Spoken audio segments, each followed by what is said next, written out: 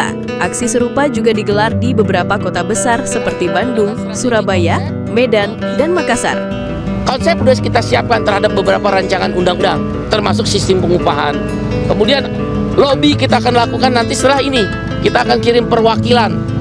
Mungkin seminggu kemudian, mungkin 10 hari kemudian, kita ketemu dengan DPR. Ya kalau DPR nggak mau, ya aksi lagi. Nggak mau, ya mogok nasional lah, pusing-pusing amat. Daripada joget-joget, mana yang lebih mulia, joget-joget atau turun ke jalan? Ribuan pekerja turun ke jalan dengan tuntutan senada, menandakan keresahan buruh terjadi secara nasional.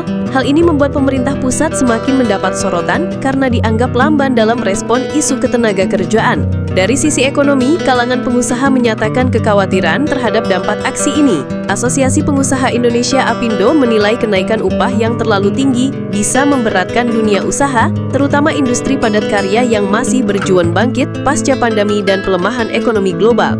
Namun serikat buruh menolak argumen tersebut dengan menyebut pengusaha masih memperoleh keuntungan besar sementara pekerja terus ditekan.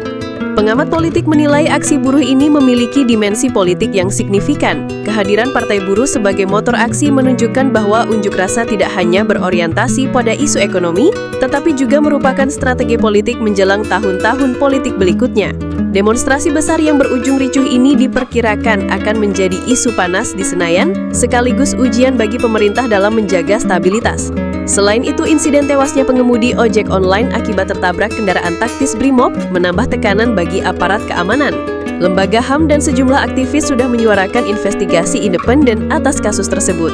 Jika tidak ditangani transparan, insiden ini dikhawatirkan akan memperburuk citra kepolisian di mata publik dan memperbesar simpati masyarakat terhadap gerakan buruh.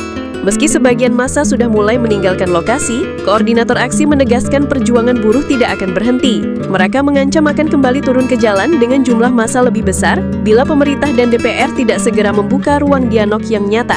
Dengan situasi yang masih dinamis, publik menunggu langkah tegas pemerintah dalam meredam ketegangan sekaligus menjawab tuntutan buruh yang kian lantang.